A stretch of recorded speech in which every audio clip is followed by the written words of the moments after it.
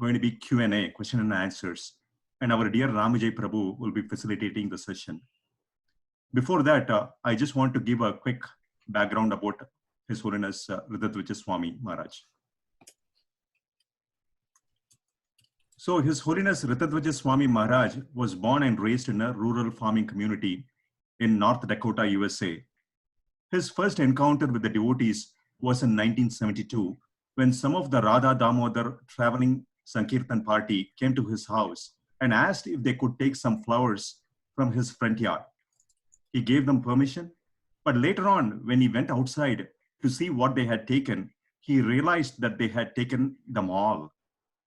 It was a few years later, in 1975, that he first came upon Srila Prabhupada's books, started chanting, visited a temple, and became a part of the Hare Krishna movement. He received initiation from Srila Prabhupada in June 1977 in Gainesville, Florida. While serving as a Sankirtan leader and Bhakta leader in Gainesville, his service attitude caught the eye of His Holiness Hridayananda Maharaj, and he was asked to become Maharaj's traveling servant and secretary. For many years, he traveled with Maharaj, assisting in his preaching in South America and Florida. He accepted the renounced order of life in Mayapur on Gaur Purnima Day in 1985. Maharaj's true passion has been taking care of the youth of our society. For 7 years, he ran the Vaishnava Academy for Boys in Alachua, Florida. From 1990 to 2003, he traveled with groups of boys to Rathayatras all across the US. And in 2004, he took a group of youth to Europe. His preaching has taken him all over the world. However, he concentrated his efforts in Texas, Europe, and Asia. For the past few years, Maharaja has been spending all of his time in the United States, traveling between Florida, Tennessee, and Texas. Maharaj's open and friendly nature not only draws the youth to him, but attracts and inspires the devotees wherever he goes. His humorous, practical, and down-to-earth preaching style is appreciated by all who meet him. So with that, let us welcome Maharaj by loudly chanting Hari Bol 3 times at our homes. Hari Bol, Hari Bol, Hari Bol. I only hear one person. So with that, Ramajay Prabhu, the floor is yours. Hare Krishna. Hare Krishna Gopal Chandra Prabhu. I actually don't think you saw my message. Ramajay Prabhu is, as he mentioned yesterday, he was cleaning some oak weeds in his yard and he is struggling with allergies. So he's conserving his voice for later today. So with your permission and Maharaj, with your permission, I'll start facilitating the Q&A session for today. Okay, thank you, Mataji. Thank you, Prabhu. Please go ahead. So what, just for devotees' benefit, there were some questions that already came online. So we will start with those questions first. After those, while this is going on, if you have other questions, please put in the Zoom window right now. And then, we will ask devotees to unmute after we're done with these online questions to share these questions. Marj, are you able to hear me okay? I'm hearing you. Okay, perfect. So we'll start with the first question, Maharaj. This is a question from Brajendra Nandana Das. Hare Krishna Maharaj, how can we know Krishna when hardships come our way and we have so little association? How can we know Krishna when hardships come our way and we have little association? Am I supposed to click those accept things or is somebody else clicking accept to them? We're doing that, Maharaj. Okay, because they just keep popping up and stuff like that. Okay, so somebody sent me a message, said that password is not working. I said no capital letters. Anyway, I'll see if that works. Okay, so the material world is vikalayam shashvatam. If we expect the world to be without hardship, we're in the wrong place. This is the place of Dukalayam Shashvatam. This is a place of where everything is actually, difficult. When Krishna is approached by Arjuna Karpanya Dosha to become the disciple, Srila Prabhupada writes in the purport that, whoops, I'm giving a Zoom class. I'll call you back later. Okay. Okay. Forgot my phone was on, sorry. So in the purport, Srila Prabhupada explains that there's perplexity in this material world, there's perplexity at every step, and therefore it behooves one to approach a bona fide spiritual master to get direction. So when we face hardships and we face good times, even in the material world, how do we remember Krishna without association? Many devotees now, when I joined the movement, everybody lived in the same building and we were all together all the time, 40, 50, 60, 100 people at Mangalartik and going out and doing all kinds of service together. But now our society has become a much of a congregation. And so we may not have that type of association that we had in the past. But there's always association, especially now during this COVID-19. We're learning that we can associate together in so many ways. It's just a matter of prioritizing our life. I also have a WhatsApp group where I send out a little message every day on chanting Hare Krishna for about 2-3 minutes. And in that, I was explaining that I'm getting more association from senior devotees now than I did before COVID-19 happened, because everybody's sitting in one place and everybody wants to talk to each other and tell them what we're reading and what we're studying and how much we're chanting and stuff like that. And so when we say we don't have association, it means that for me, it's just a matter of opening up Srila Prabhupada's books. I mean, what better association can you get than this? I mean, for some reason, Krishna's blessed me in the last few years that actually it was Vaisheshika Prabhu and Keshava Bharti Maharaj's kindness where they told people to read Prabhupada's books every day, a certain number. So I've been blessed to be able to read about 25 pages of the Gita per day. And it takes about 35. I'm a slow reader. I have learning disabilities. I'm a slow reader. It takes me about 35, 45 minutes a day. And I finish the Gita every month. So I read the Bhagavad Gita 12 times a year. And every time I read it, I think, I have done this for years now. I didn't hear that the last time I read this. It's just like, where was that the last time? So now I'm like sending myself emails for the captions underneath which I want to keep. Now I have like hundreds of them on my computer.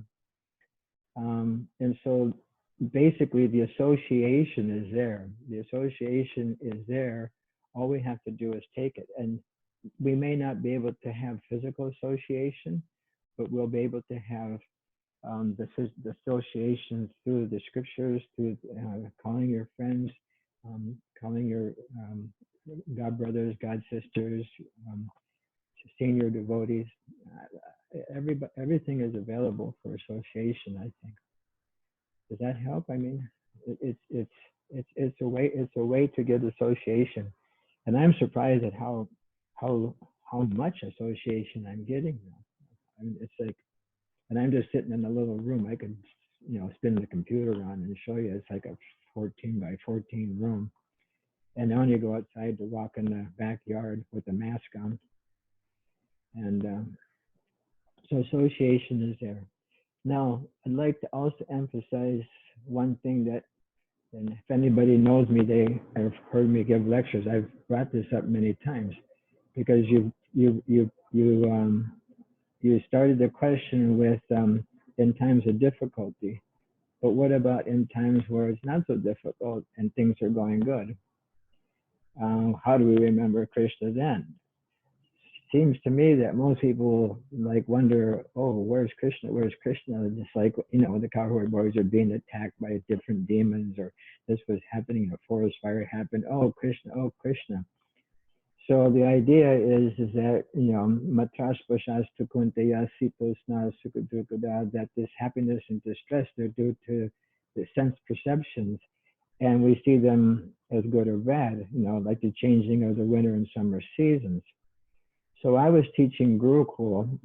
Actually, if whoever read that introduction, if you could please send it to me, because there's so many mistakes in that introduction, and I'll put in the corrections and send it back, and then somebody can post out corrections.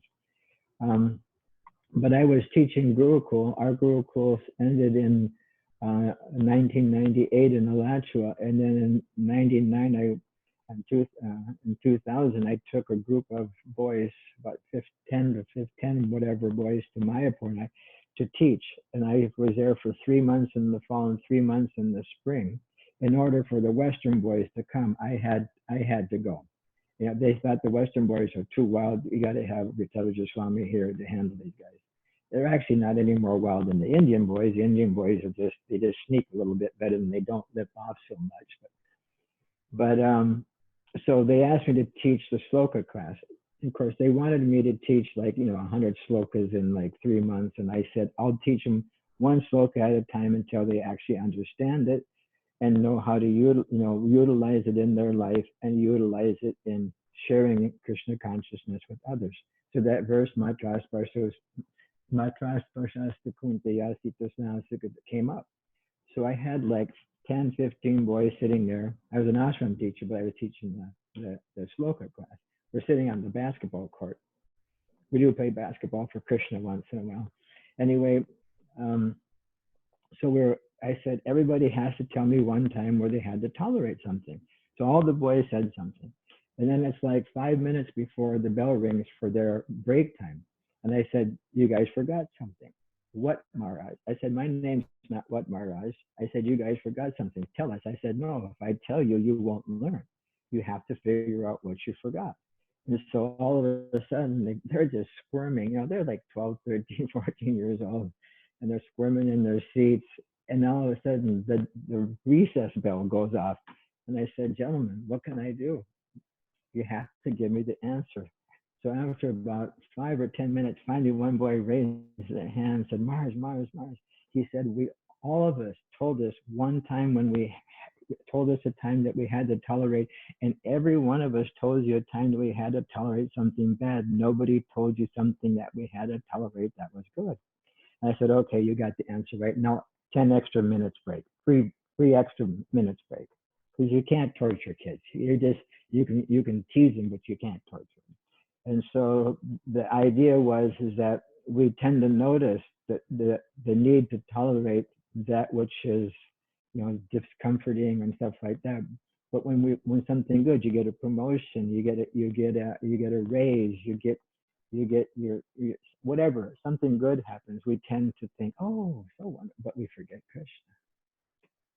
And so the idea is to remember Krishna in every aspect of our life, not just in the hard times. Is that okay? Thank you, Maharaj. Move to the next question here, Maharaj. The next question here is, what is the most endearing quality of Srila Prabhupada for you? I asked that question to Shruti Kirti one time. Shruti Kirti was living in New Vrindavan. I'm sure you've heard of Shruti Kirti. He has several books. One was What is the Difficulty, I think he titled it.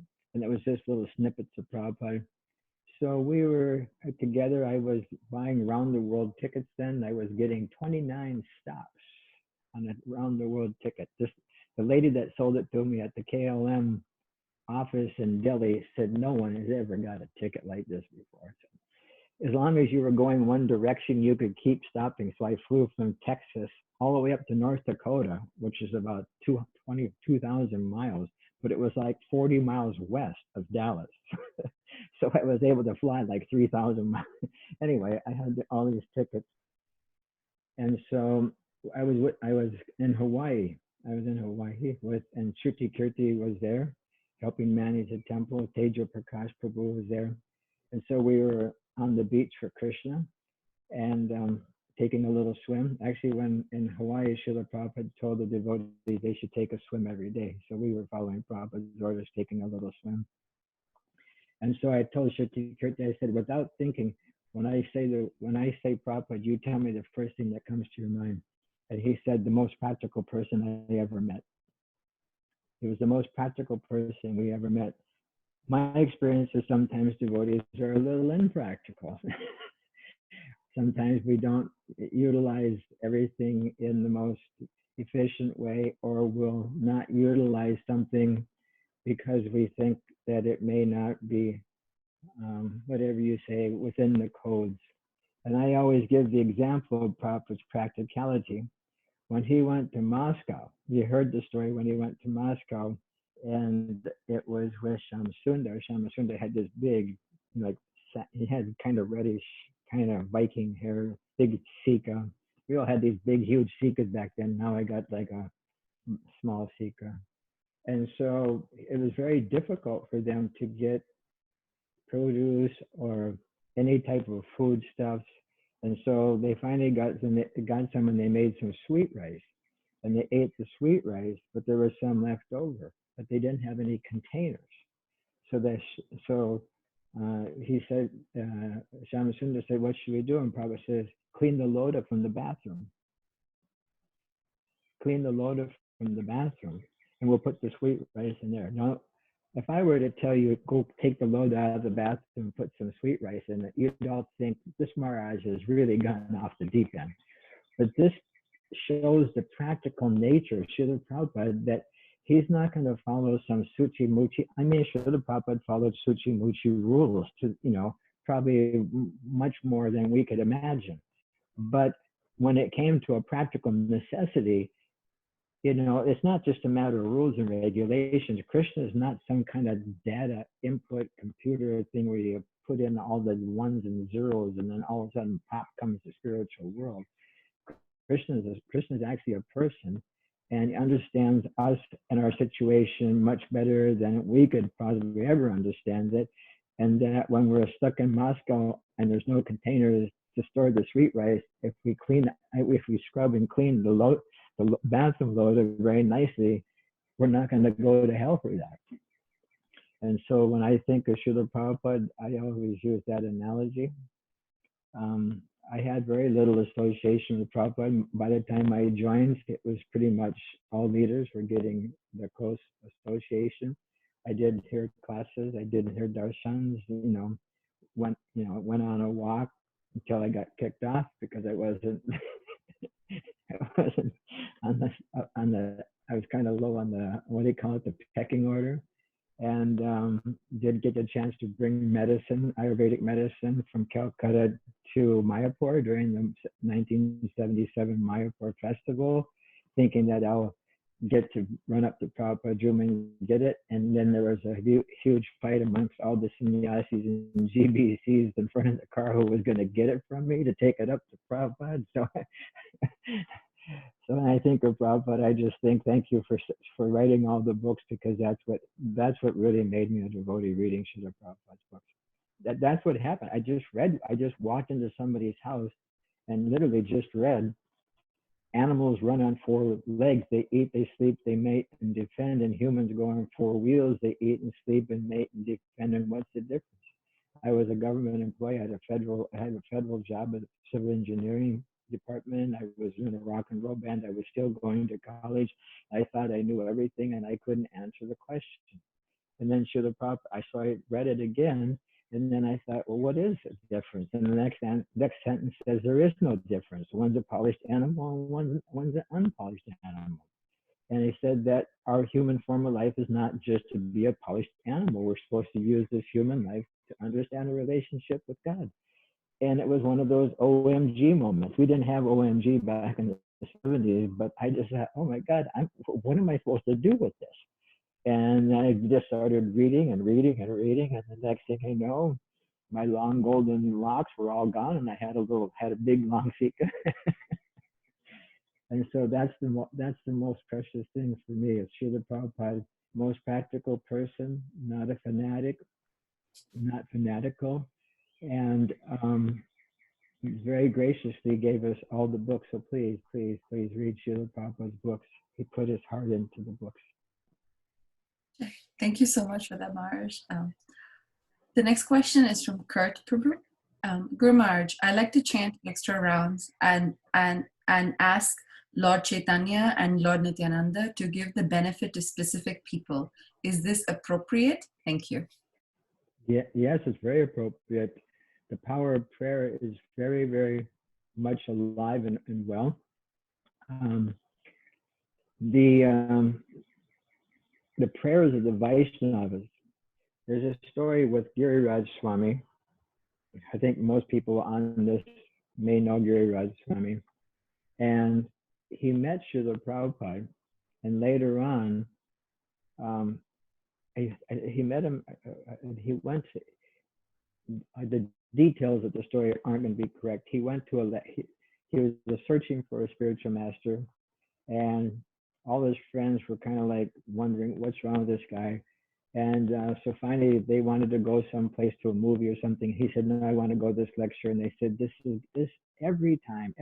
This is all you want to do is find these swamis, these things." He said, "Okay, if I don't find it on this one, this will be the last.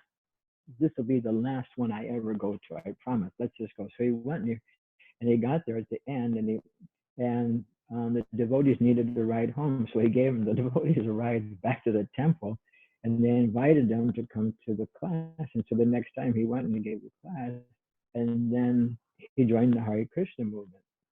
And later on, he got a letter or something. I don't know the exact story, or somebody told him when he got initiated, Srila Prabhupada said, "Yes, I remember you.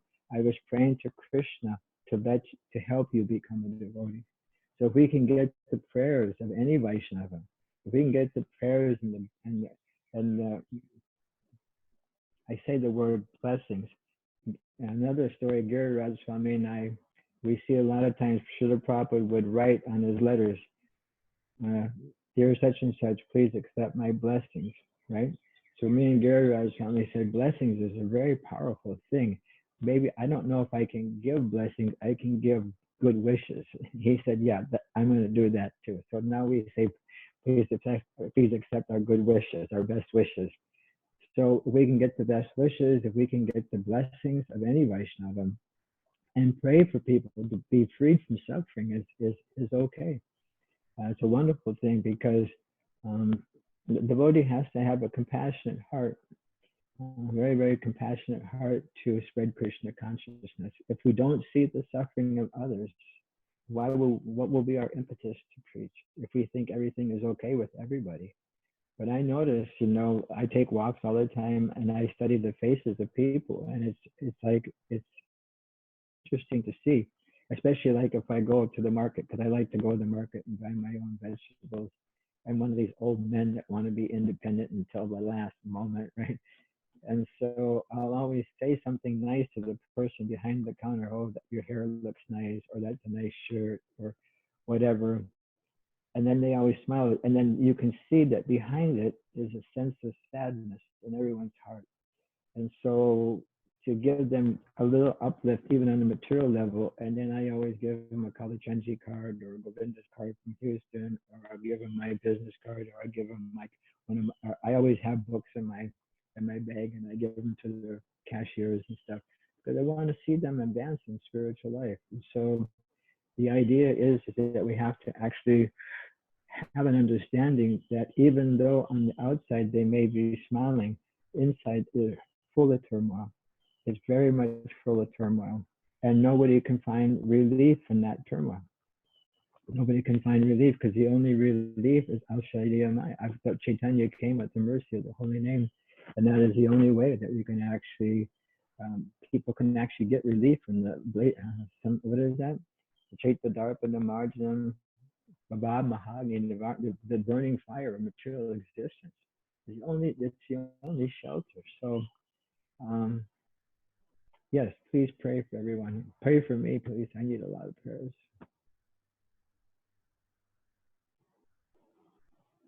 Thank you, Maharaj. The next question. Dear Maharaj, how do we develop faith that Krishna will not present us a circumstance in life that we are not equipped to handle? Yes, please say it again a little slower. Sure, Maharaj. How do we develop faith that Krishna will not present us a circumstance in life that we are not equipped to handle? Whoa. Say it again. How do we develop the faith that Krishna won't give us some challenge that we won't be able to handle? Yes, Maharaj, that's the question. Okay. I've always read over the years that Krishna won't give us anything that we can't handle.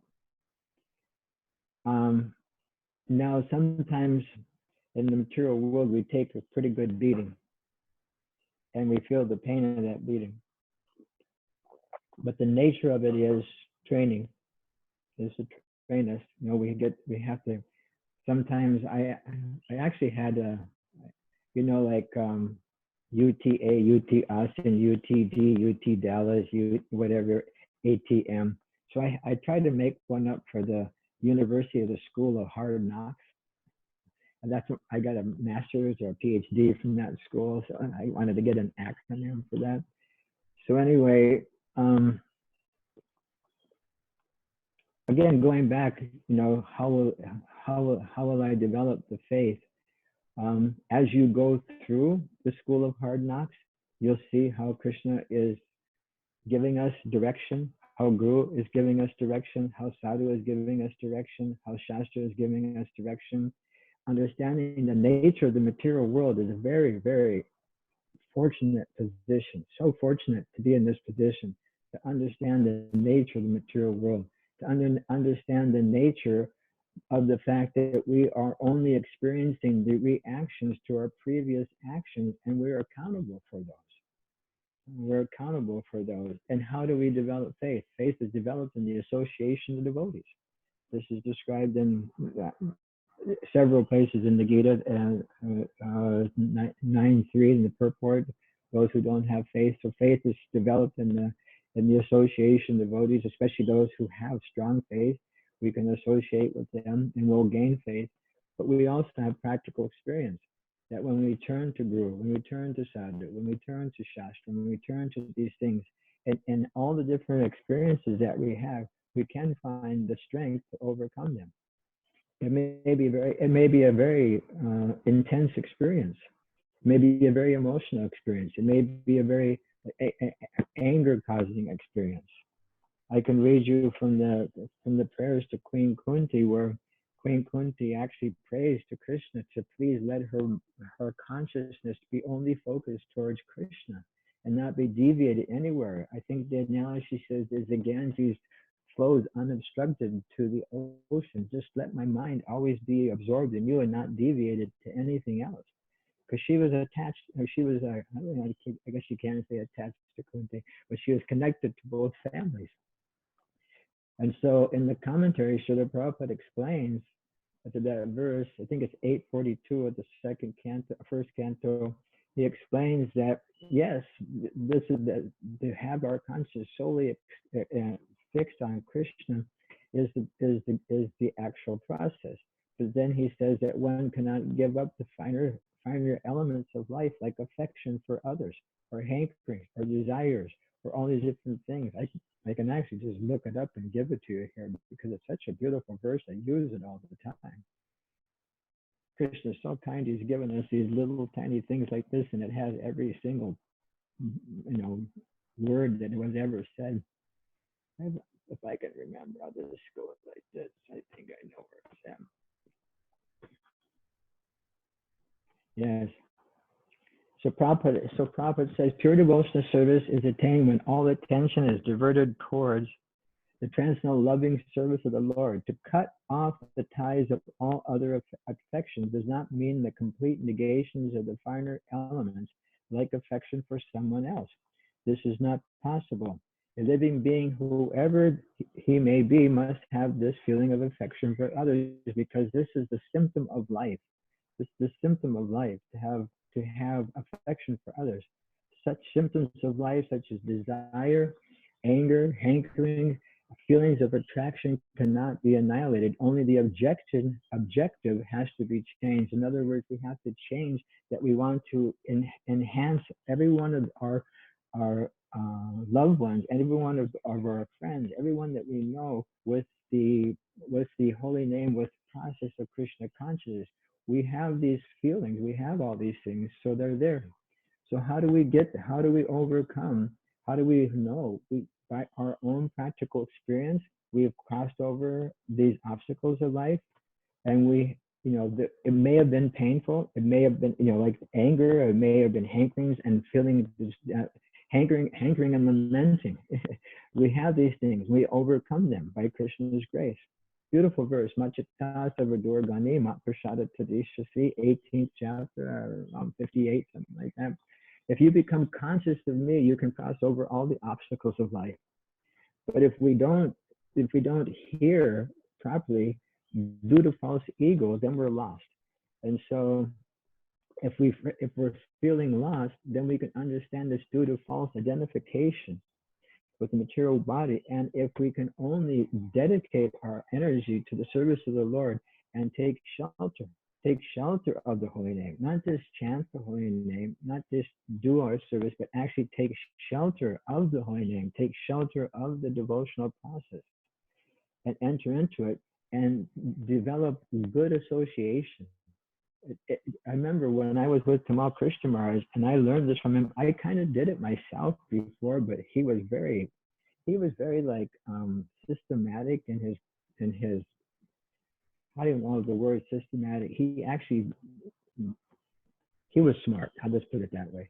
And so he formulated his year so that he would get association with certain people during the year so that he could gain some spiritual insight, some spiritual growth, some spiritual comfort, some spiritual association, some friendship, some compassion, some emotional needs and stuff like that he would get from his friends. I do the same thing. I'm reaching out all the time. And therefore the faith in Krishna consciousness is always increasing by that association. So by practical, well, that's a long answer. By practical experience, we all have practical experience that Krishna, he may take us to the edge of the cliff, but all of a sudden we hang on to that branch and we're just grabbing on and somebody throws down the lifeline. We all have that experience somehow. And when we have that develops our faith, and the association of the devotees will develop our faith more and more and more and more. That's a long answer. Thank you, Maharaj. The next question is from Ram Vijay Prabhu. In Bhagavad Gita 9:6, it is explained that not even a blade of grass moves without the will of the Supreme Personality of Godhead. Yet there is a notion of free will mentioned in the Gita for living entities. This at the end, not a blade of grass moves without the sanction of the Supreme Lord. Yes. Then read it. Then yet there is a notion of free will mentioned in the Gita for living entities. This seems to be contradictory, as there is a sense of predeterminism versus free will.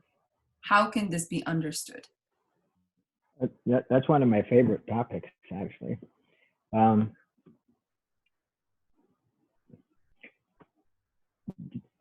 think most parents will know this, that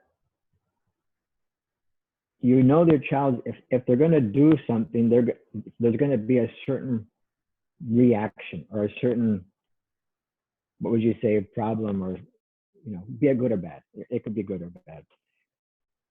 And the fact that that doesn't limit their freedom to engage in that activity. If you know that. Understand what I'm saying? I hope everybody, this is a little technical philosophical point. Just because Krishna knows everything that's going to happen doesn't mean that he's interfering with our free will. How the blade of grass moves without his sanction is that Krishna is in charge of the material energy. Material energy is my divine. It's my energy. It's divine energy. It's my energy, Krishna says, and it's working under my direction. And so, but the material energy it's like an apparatus that runs on the modes of material nature. And once we enter into that process of the modes of material nature, by our free choice, we enter into that. Because in the spiritual world, Rthadvaja Maharaj gives an example. If we're in the spiritual world and we couldn't leave, we had to stay, it wouldn't be perfect. Because if you're in a place that you don't want to be and you can't leave, even if it's like the nicest place that you could possibly be, and you just don't want to be there for some reason, then it's not a perfect place. So Krishna gives us free will. Krishna, there has to be free will. Just like if I can hold the gun. I'm American. We have guns, right? And so if I hold the gun on somebody and say, "You love me," right? I'm the coolest sannyasi you ever met. I'm the funniest. Yeah, Maharaj, yeah. But as soon as I put the gun down, you can say, "You're just a jerk, Maharaj. You just think, whatever." You can say whatever you want to say because there's no force behind it. So forced love isn't love. So Krishna doesn't want forced love. He wants real love. And so without free will, there's no chance of real love. And that's what Prema Bhakti is. Prema Bhakti is a freedom to choose to serve the Supreme Lord. So we have this free will. So the free will is there, but just because Krishna knows what's going to happen he says, I'm not going to interfere with your free will because that wouldn't be fair. I could do it.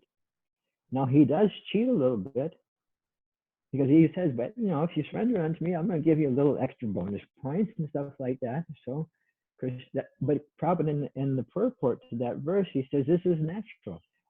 Any normal human being will have compassion for every living entity in the world, but he has special compassion for his own family, for their own family. So Srila Prabhupada explains that Krishna is like that. He gives everything. I mean, the sun came up today. Of course, the sun comes up every day, but today we got to see it. The sun comes up every day. That's Krishna's mercy. It's Krishna's eye. The air is there. The water is there. This is all Krishna providing so many things for us. If everything is being provided to us for Krishna. Now we misuse that. And then we blame it on Krishna. It doesn't work that way.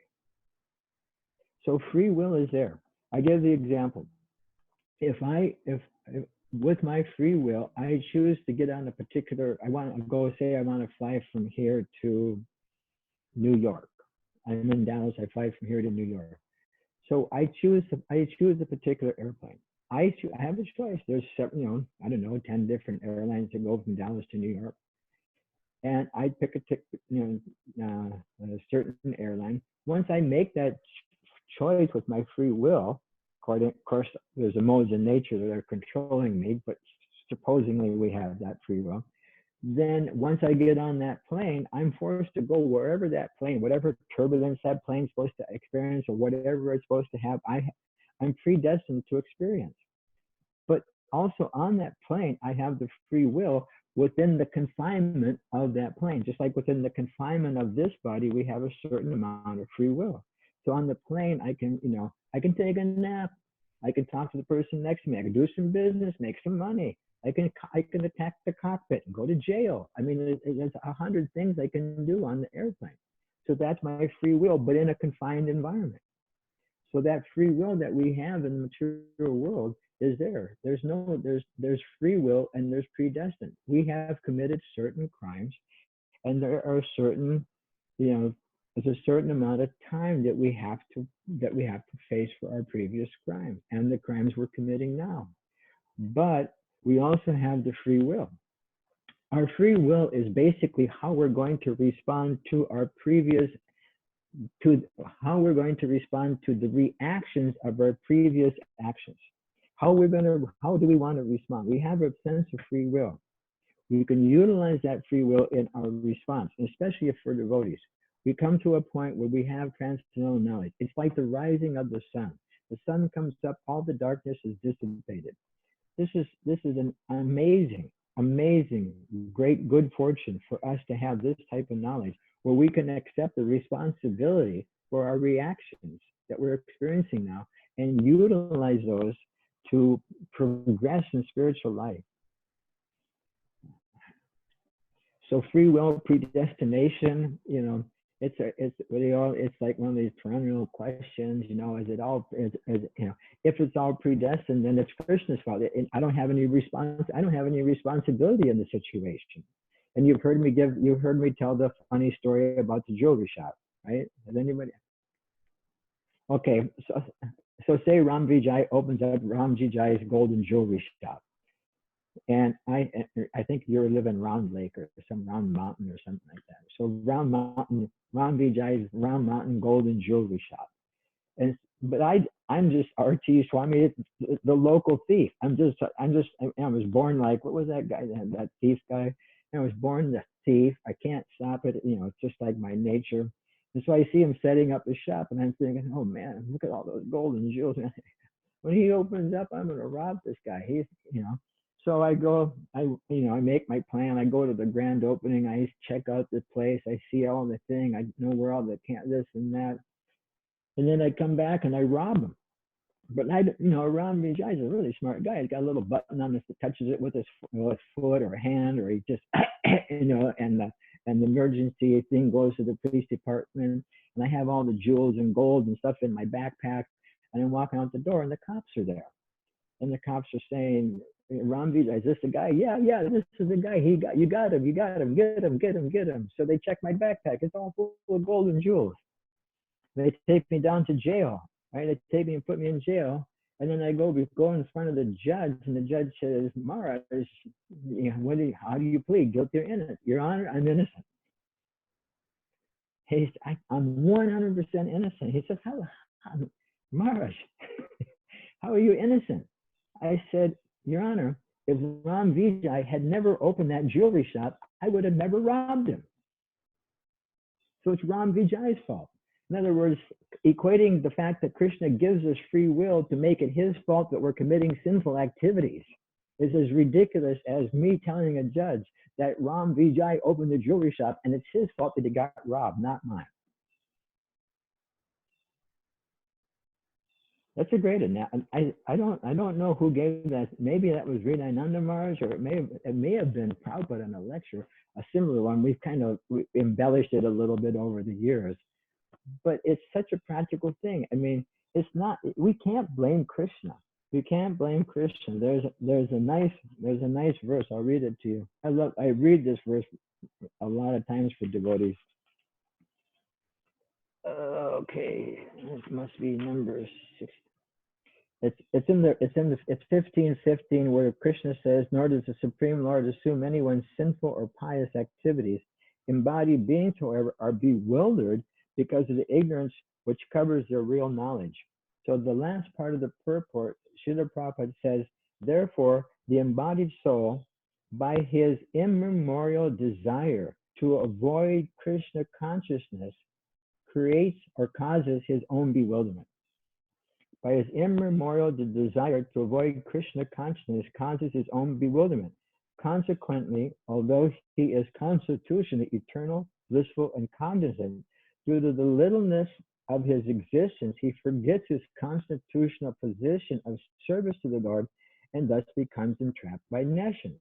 And under the spell of ignorance, the living entity claims that God is responsible for his existence, all his problems. It's God's fault, not my fault. We have to own that which we have to take ownership of our actions. And that's what Krishna says. So just because Krishna understands what's going to happen, because he's all knowing, he's all pervading, omniscient, omnipotent, all these different things, doesn't affect our free will.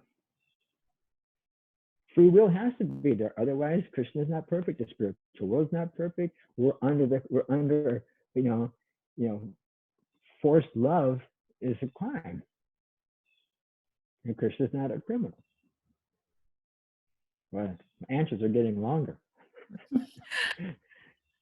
The next question, Maharaj, is from Zoe Vieira. Does ISKCON recognize Easter? How do you interpret the resurrection story of Jesus Christ? How do I? I don't know what the value of my interpretation is. Srila Prabhupada, when he would talk about Jesus Christ, he would say he is our guru. I was an ashram teacher, I don't know, 8 years, 7 years, whatever it was. there's a video that comes out. There's a video. It's called "The Greatest Story Ever Told." It's about an hour and a half, 2 hour video, or something like that. It's the story of Jesus Christ. They don't have much information of him because there's only a few years that are um, historically understood. They don't. Some claim he went to India. There are places in India that actually worship Christ, and they say he was there. They say he got a lot of his knowledge from India. I mean, these are different things. It's definitely not in the King James version, but and I always wonder why King James needed his own version. I mean, that's another story to get into. But Prabhupada would say that Jesus is our guru. In other words, he taught love of God. Basically, what he was teaching was love of God. In other words, forgiveness. I heard this one. I watch these Christian preachers. I get ideas. Like when I give class now, I'll say somebody say Hare Krishna when I make a point. Just like in the Christian church, somebody will say, "Can I get an amen? Can I get a thank you?" I used to say, "Can I get a thank you, Krishna? Can I get a Hare Krishna?" It actually literally refocuses everybody into the class. It's amazing how it works. It's like I'm in hog heaven when anyways. So Jesus Christ was the pure devotee of the Lord. I understand maybe Shakti Avesh, empowered by the Supreme Lord to carry out a particular purpose, time, place, and circumstance. And as far as celebrating Easter, don't tell anybody, but if somebody brought me a chocolate Easter bunny, I'd probably go for it if it didn't have, Sorry, I shouldn't make jokes like that. You gotta be, oops, I touched my nose without my napkin. I'll wash my hands when I get done.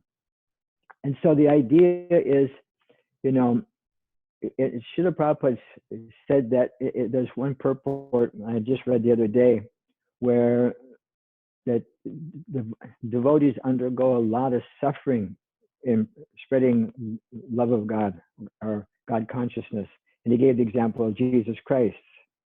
And then he said, but it would be superficial to think that he was killed. It would be superficial to think that he suffered.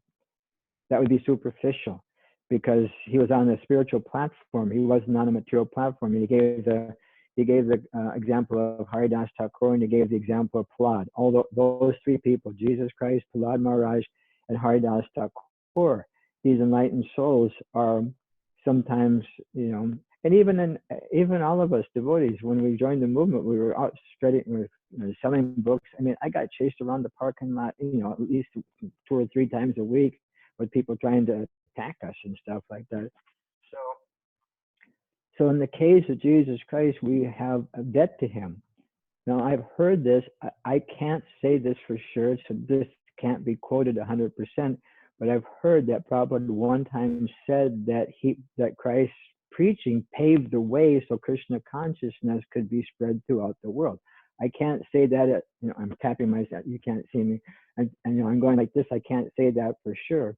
One thing I did hear, not personally, but that Srila Prabhupada, when he came to America, saw that there are many churches, and he had the understanding that because there's so many churches, there's many devotees to be made here.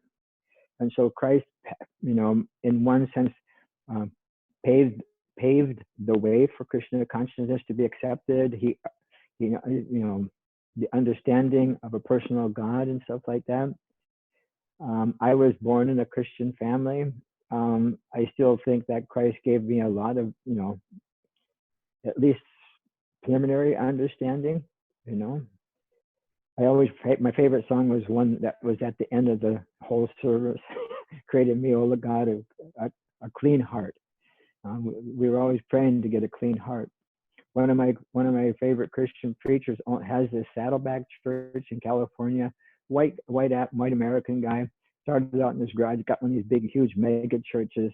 And now one day I was watching and he's saying, I'm just praying for a moment of clarity. In other words, a moment of clarity to understand who I am. What is my relationship with God? What is my purpose in this world?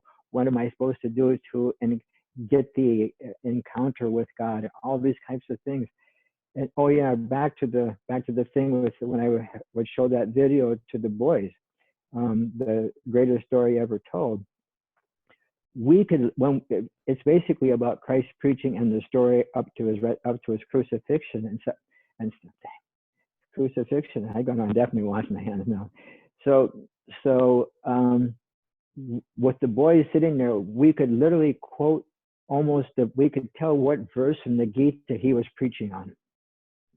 From the Gita, we could say when he was saying certain things, we could find the parallel things in our scriptures.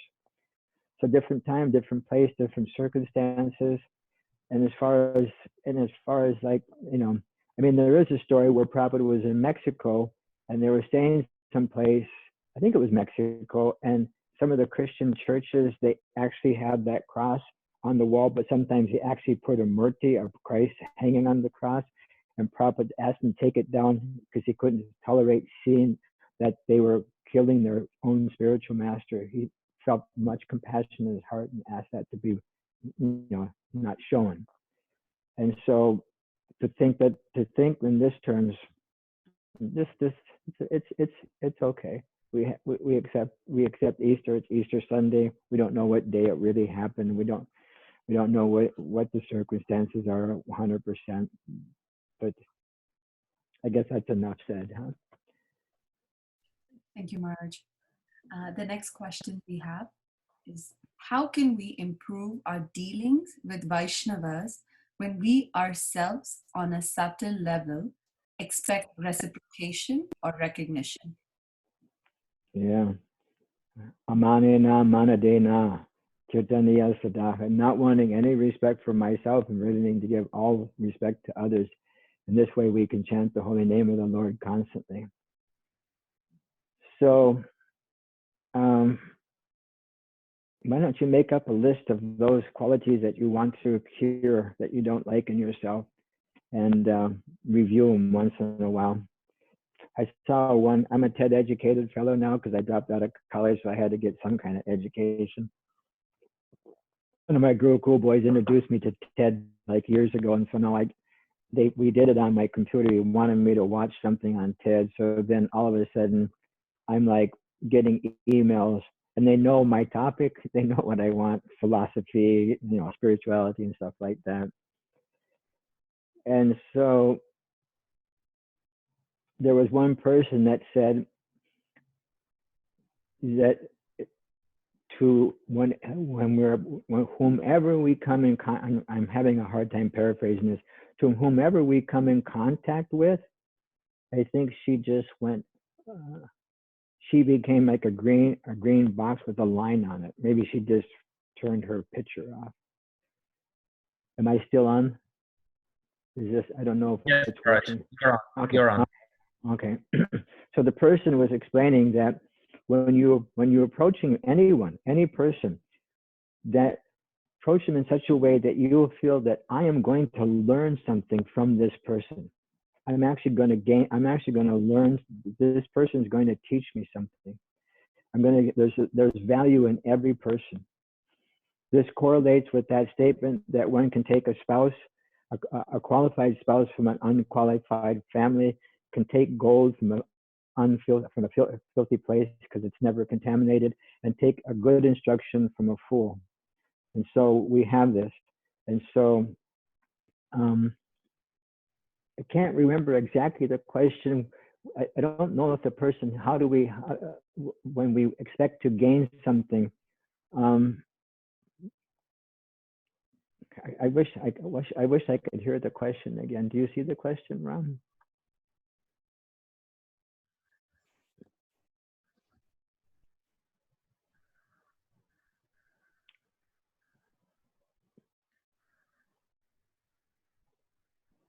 How can we improve our dealings with Vaishnavas when we ourselves are on a subtle level expect reciprocation or recognition? Yeah. In other words, basically, if we want to be recognized. So then I would say that I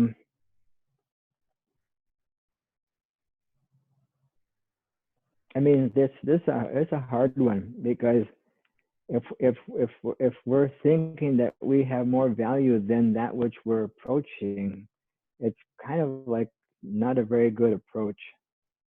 I would say that to when approaching Vaishnavas, always approach with humility, always approach with tolerance. I mean, that's the verse, Trinadapi Sunichana Tororapi Suhishtana Amanina Manadina Kirtaniya Sadahari. I mean, that's actually the verse, the whole verse. Humble like the grass, tolerant like the tree, not wanting honor for myself and wanting to give all honor to other. And so I would maybe suggest that when if you're having difficulty wanting respect from others, examine why. What's missing in your spiritual life? What's missing in your practices? What's missing yeah, I guess you can say in your life that you need to be praised. Why would we need to be praised? We have such a fortunate position. I mean, we're actually fortunate, and we have a fortunate position that we understand that we're in a fallen position. That's our good fortune. Our good fortune is that we know that we have fallen from grace of God, and that we have something coming to us, and that which we have coming to us is the mercy of the Lord. I looked this up one time. Grace and mercy, they're two kind of similar words. Grace is something that is given freely, and mercy is something that I have over you, that I can give you. We used to play the game when we were kids. We used to lock hands as boys, and we used to try to bend each other back and forth. And as soon as that we started to hurt, we'd have to say mercy. So that person could give us mercy, But grace is just given freely. So the devotees they have grace. They give themselves freely to us. And so I would say in this case, pray for understanding of our actual position in this material world. Pray to understand that we have fallen into a position, and now our false identification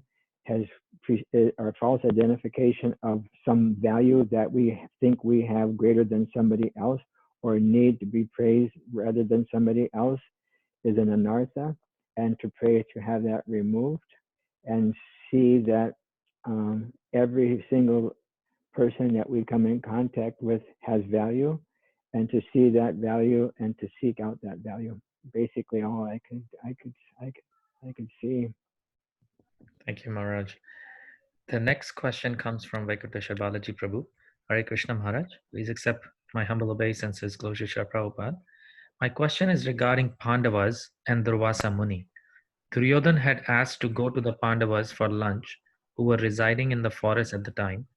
We know the incident. Why did Krishna ask to be offered food when he knew well that there was no food in the Akshay Patra? What are we to learn from this incident? Krishna could have simply said, I will feed Durvasa Muni and his party. Krishna also knew the kind of person Duryodhan was. Hare Krishna. Krishna always wants to give the glory to his devotees. He wants to give, in the case, wasn't that the case for Draupadi's pot? Huh? Draupadi's pot, she'd gotten the benediction, right? That her pot would never, until she, it would continue to feed. And so the answer is that Krishna wants to give. I mean, Krishna can do anything. Even in the purport to the Bhagavad Gita, Prabhupada said that Krishna could have just annihilated all the the Kauravas and everybody on the battlefield himself. He got the whole material energy to do that, but he wanted to give the glory to Arjuna and the Pandavas. In the same way, the glory goes to the devotee. Krishna gives the glory to the devotee. And I'm not quite understanding the analogy of the Pandavas. See, the thing is, there's many things happening. Oh man, I got to touch my face again. At least I'm not touching my nose and my mouth. so there's many things that are happening at the same time. And one of the things is that in the Gita, Krishna says that my devotees shall never perish. And so Krishna could have just fed everybody and it would have looked cool. But Krishna said, just give me a little morsel and then they all became too stuffed, right? And so the glory of God is there, and the glory of the devotee's surrender to the Lord is there. And so these things come out. The what would you say?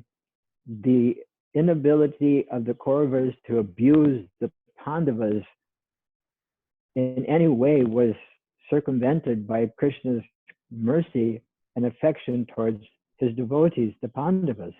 And so it's a very glorious story.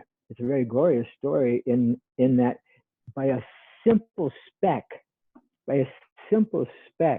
he didn't have to just like make a, wave his transcendental, flute or a cow horn and then make a huge feast and have them just with a little tiny speck. He solved the problem for the devotees. So we can understand that with a little tiny speck of Krishna's mercy, all the problems that we have in our lives can be solved. Thank you, Maharaj.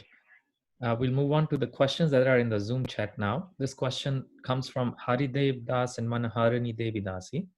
How to stay steadfast in our spiritual service when daily mundane tasks are demanding our time, energy, attention, and priority? Yeah. If you can somehow or another connect those, there's a purport where Srila Prabhupada talks about Swadharma. So we have two Swadharmas. Now we're in the material world, so we have our material duties, we have our material occupations, we have our social position, brahmacharya, vanaprastha, sannyasa, grihastha, whatever that may be. So we have that Swadharma, and we have our spiritual Swadharma. In the purport, in the commentary, Srila Prabhupada explains that when these two things are harmonized, it's very, very good. But a lot of times it's difficult to do that, And so what we do is we can separate out the wheat from the chaff, as they say. And when we have the opportunity to be engaged in spiritual activities, to be fully engaged in that activity, because that will immunize. Is that the word, immunization? Like you get a vaccination, immunization, I think is the word. That, chanting of the holy name, honoring prasadam, these give us an immunization. Again, I mean, we think the COVID-19 is heavy. I send out a little WhatsApp thing every day, and I said the COVID-19 is a small potato compared to the virus and material, lust, anger, greed, avarice, all these different qualities that we have that are, forcing us to take repetition of birth and death. The COVID-19 is just like a little speck compared to what to these other viruses. I call them, vices, anarthas. And so if we can spiritualize our life, and we can take advantage of that time that we have to focus, and then not utilize our free time in a mundane amusement. We looked this up the other day. To muse is, our leisure time. Amuse means to not utilize it properly. So this type of amusement that we seek out should be dedicated to the service of Krishna. Now, one time I was in Houston, I do believe, and they made a program for the youth, and I think that was that one of them, anyway. So I gave a challenge to the children. Because they say, Mars, how can we remember Krishna at school? I said, when you go to school on Monday, of course, now you don't go to school, you go to Zoom school, but whenever we get back, when you go to school, when you go to school, you try to find one thing in the school building that reminds you of Krishna. And they said, well, like what, Mars? I said, when you go to the drinking fountain, Krishna is the taste of water. Well, that's easy. Well, give me another one. I said, if you see somebody with an extraordinary ability, understand that Krishna's the ability in that person. That ability, he's the ability in man. I said, what do you want me to do? Give you the whole 180 of them? I'm not going to give you all 180. You got to do the work. You go to school, and then you see where Krishna is located in your school. And every day you find a new place. At the end of the year, when you walk into the school, you'll have 180 places where you see Krishna. And I said, okay, kids, that's your job. Now the parents, you have to go to work And I figured it out. It was like 100, 220 days. They have to go more. They have to go to work more than the kids have to go to school. And when you go to the office, when you go to your shop, or you go someplace, find something that reminds you of Krishna, so that when you're in there, you can, you may not just be Hare Krishna, in your office, but you'll see certain things that reminds you of Krishna, reminds you of Krishna, reminds you of Krishna, reminds you of Krishna, and your purpose that you are, which you're performing there. And so that'll be a little catalyst to keep you on the what do you say, on the path. And then there's a nice verse in the Gita, I think it's 18:8, where Krishna is asked, should penance, austerity, and sacrifice be given up? And Krishna gives these answers. And when describing these things, he starts out with ignorance. I don't understand that part, but anyway, he says that all the acts of sacrifice, charity, and penance are not to be given up. They must be performed because they purify even the great souls. So, in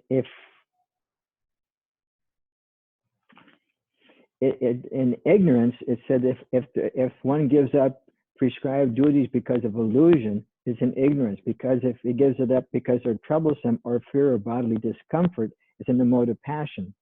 But if one performs his prescribed duties only because they ought to be done, prescribed duties, in other words, are materials for dharma, because they have to be done, and renounces all material association and all attachment to the fruit, his renunciation is said to be in the mode of goodness.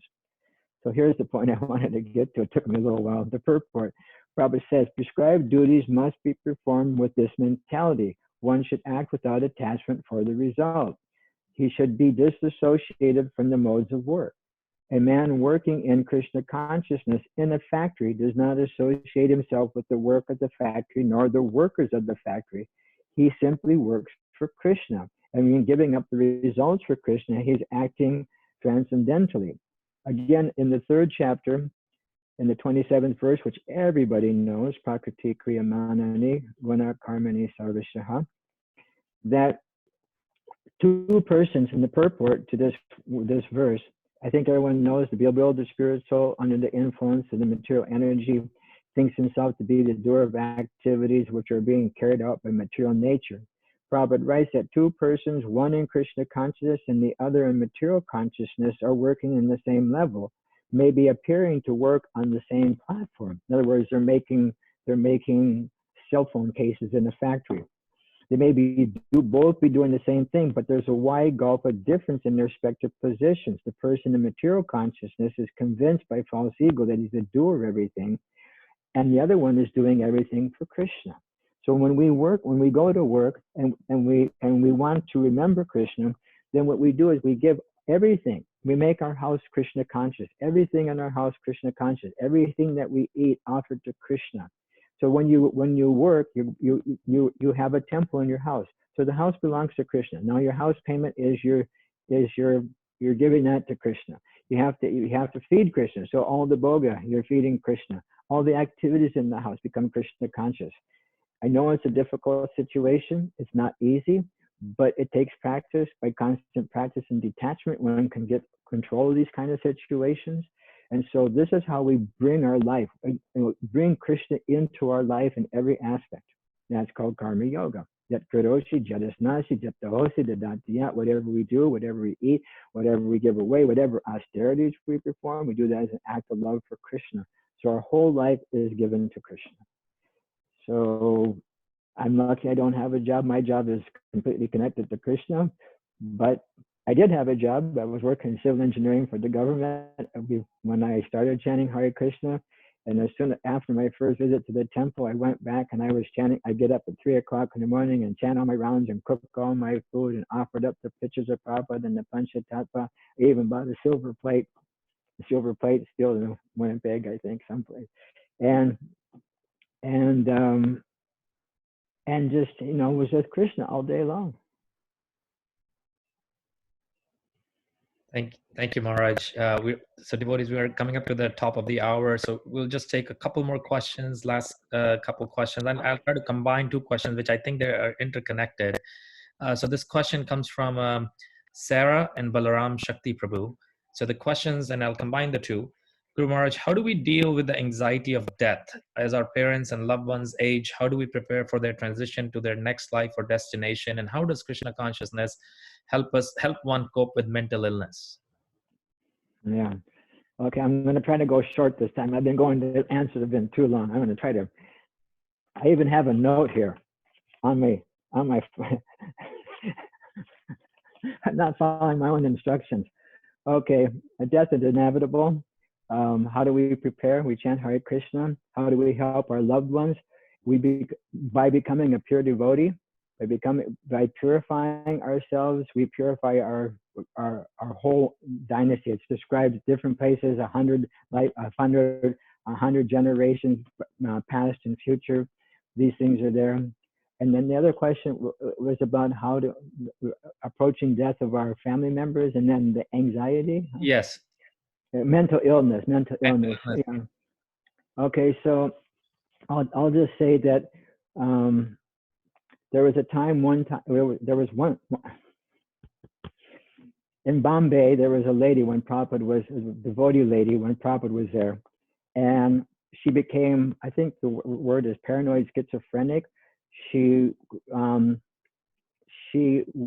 thought that somebody was trying to poison her for some reason. She was a devotee. She was an initiated devotee, and but she thought that someone was trying to poison her. She went a little cuckoo, a little touched. In India, they say brain cracked.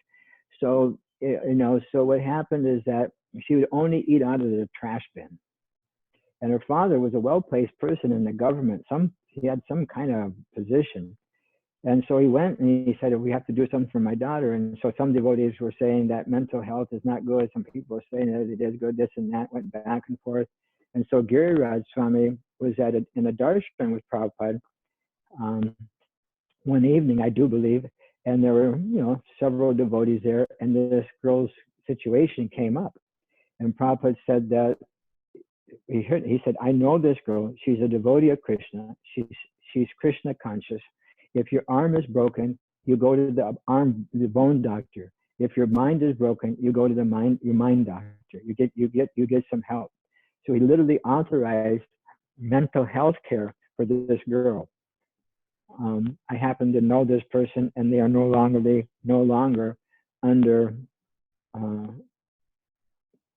that. They're no longer affected by that disease anymore due to the care. So how do we deal with mental disease? My opinion is we chant Hare Krishna, we pray to Hare Krishna, we follow the process of Krishna consciousness, and we utilize everything that's within our. You see that sometimes people think that I have a disease, or this has happened due to my karma and I have to suffer it out. But it's also our karma to be in a particular, environment where there are methods to help us overcome these things and to facilitate getting better. So that's also our karma. So let's not just take one side of our karma. Let's take both sides of our karma. And I know modern pharmacology isn't always the best. It has a lot of repercussions and stuff like that. But when people are in desperate need, then desperate measures have to be taken. And my personal opinion is that utilize that which is being given, and seek help. And get professional help. Don't go to some astrologer and get some gem on your little pinky that's going to get Rahu out of Jupiter to put Pluto in. And I could make a dirty joke out of this, and I won't do it because I just saw one on the news. But and so like Prabhupada, be practical. Take the medicine if you need it, and there's no shame. There's no shame in that. Thank you, Maharaj. The next question comes from Krishna Chandra Prabhu. The question is, whatever body one gets is the result of past karma. Eventually, one attains the human body after going through so many different bodies. And with that human body also comes a nature, which is again attributed to past karma. Due to that nature, one behaves either as a thief or as a saint. The thief again has to bear the bad karma of stealing.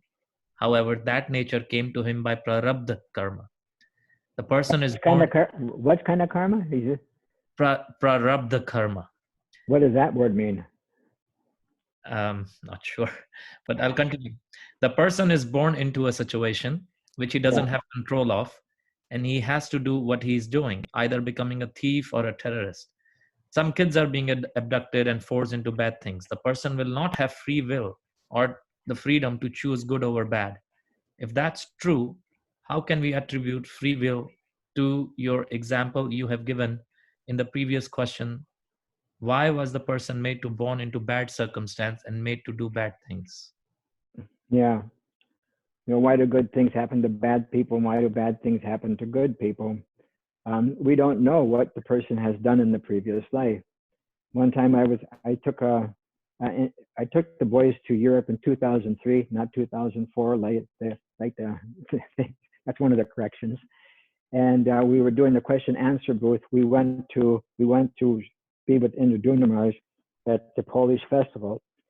And so we were doing question answer, and I would have two boys, I'd have two boys, and they would answer the questions, and then I would just correct or fill in the blanks or something like that. And so one lady asked, why is God so unfair? Some people are poor, some people are this, some people are that. If there is a God, then he's psycho or whatever. I can't remember what she said. And so I asked her. I said, do you have any children? And she said yes. And I said, how many? She said 4. Catholic country, a lot of kids. So I said, I walk into your house, 3 of your children are laughing and giggling and eating ice cream at the table, and one of them's in the corner crying and sobbing and this and that. And I walk in and I tell you, you're an unfair parent. Why is this kid crying? What's wrong with you? Don't you understand that this person, that this isn't fair? She said, Maharaj, you just walked in. You didn't see this person just, give me some gesture or some back talk or, hit his sibling in the face with his fist. You didn't see that. And I said, now and as soon as I said that, then she understood that we don't see the past reactions. Now, we may be born in an unfortunate situation, but there is still a sense of free will. Now, we can't say that because we're born in an unfortunate situation that we can't adapt to that situation, because we see many people are able to do that. Many people are able to do those kind of things. We personally were born in a pretty good situation, but I was born in a place where my parents, they took me to a slaughterhouse. But somehow or another, when I went to college, I read a little brochure and it said vegetarianism is for humans, and so it just clicked and I stopped. So I'm not quite understanding his question, because it doesn't take, in other words, our karmic reactions confine us, just like a tree has a certain karmic reaction that confines the tree. And just because we come to the human form, look at my hands moving, just because we come to the human form of life doesn't mean there's not going to be any inauspiciousness in our life. Actually, in one place, the Prophet says, there is no auspiciousness in this. It's all inauspicious here in the material world. And all we have to do is take and utilize that and make it God conscious.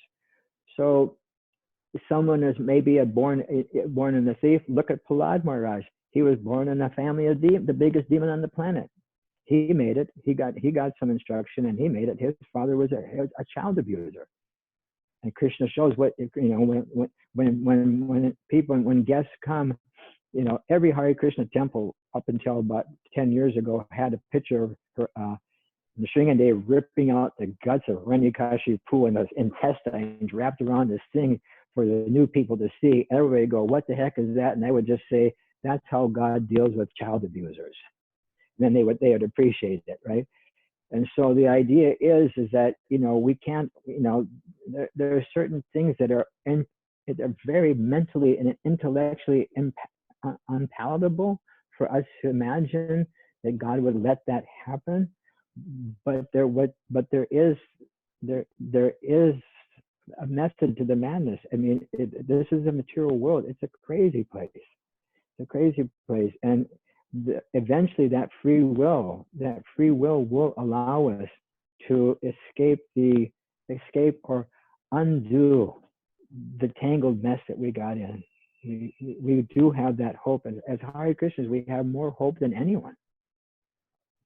Again, going back to the fact that we have knowledge of why that situation is there. I hope I got through to the point. I'm not quite sure, because it's a touchy point, because I mean, you see evil people and they have so much, make quote unquote opulence or this or that, but that opulence is binding them in the material world. We don't see that as a binding. That an intelligent person sees that if I engage the senses and the object of the senses, that is a source of misery.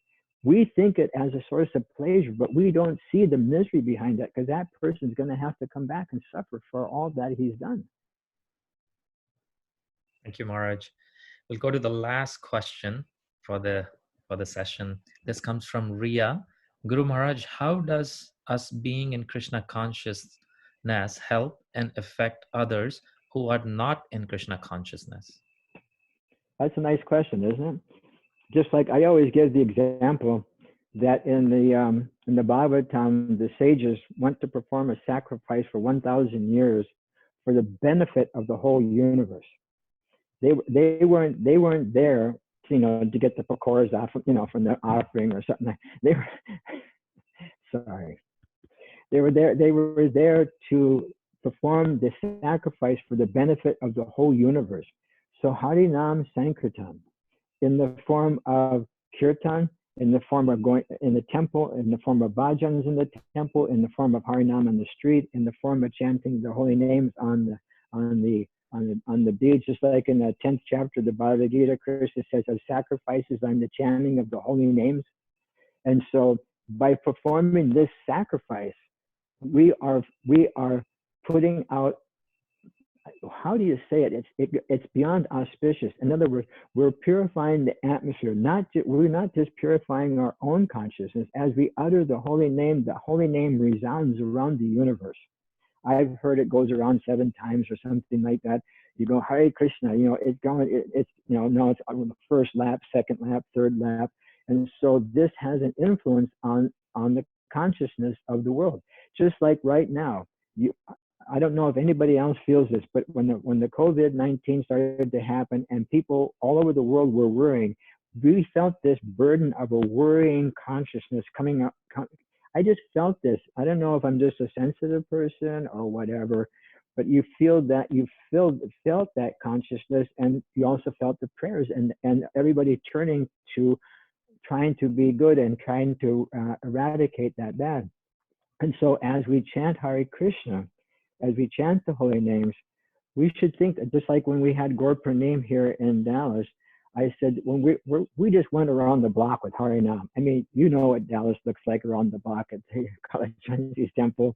I mean, there's a bridal shop, there's a taco hell, there's a gas station, there's a insurance company. We just went around the block. So I told all the devotees, don't think you're just going around this ghetto block here in East Dallas and just, doing nothing. We're actually going out and doing the Yuga Dharma, the sacrifice, which is meant to be performed for the purification of the whole world.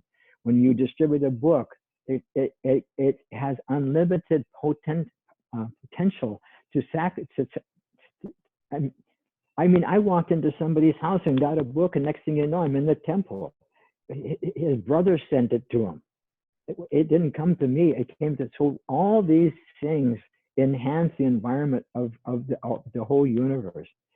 And a lot of times devotees very proudly say, yeah, if it wasn't for the Hare Krishna movement and Hare Nam, just think how far Kali Yuga would have gone by now. We're actually holding it back. I don't know if sometimes we give ourselves a lot of strength for those kind of things, but it's true. It's true that these things are happening. The power of the holy name, the power of prayer, the power of prasadam. Thank you so much, Maharaj. So devotees, we've come up to the top of the hour. At this time, there are no more questions in the chat. We will move on to the next part. For some announcements before we move to Narsingha prayers, Maharaj, we want to express our gratitude to you for your time and such a wonderful, enlivening talk and in the Q&A session. We don't get enough opportunities to do this. In fact, there is a devotee here in the chat, Rajabhumi Devi Dasi Mataji.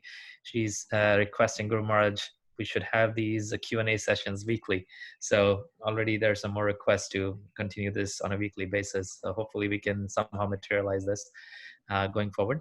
With that being said, I'm willing if the time is there for you and the time is there for me. I'm more than willing. Thank you, Maharaj.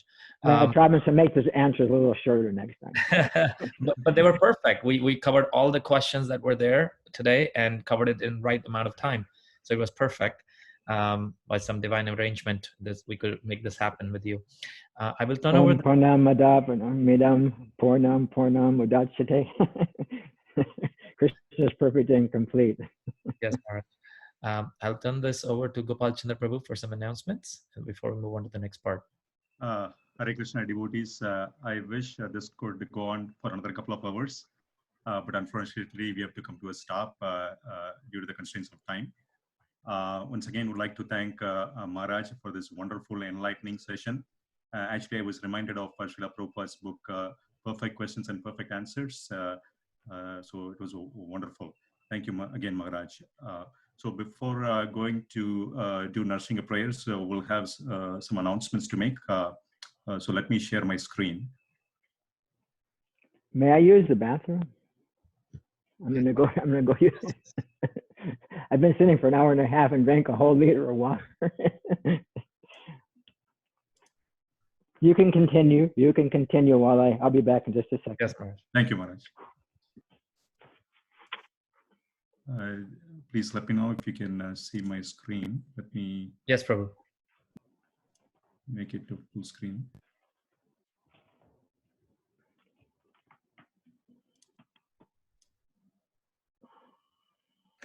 Okay, once again, welcome you all devotees for our Sunday Feast program.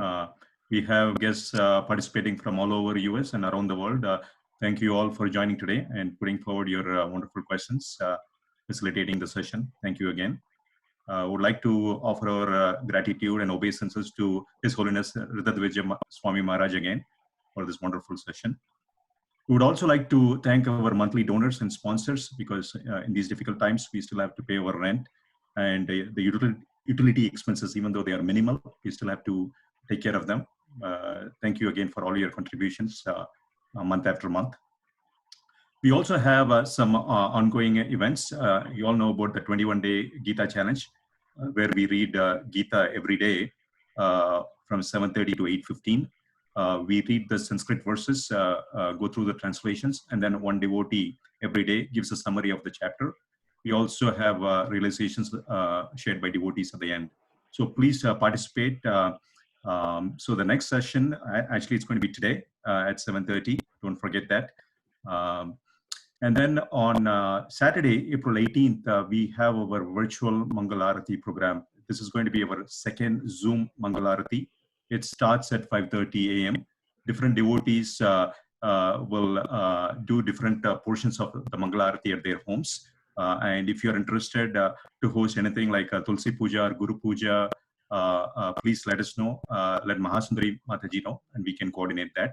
So that is April 18th at 5:30 in the morning. And then on April 18th, the same day, the Gita reading is going to be at 6 instead of 7:30.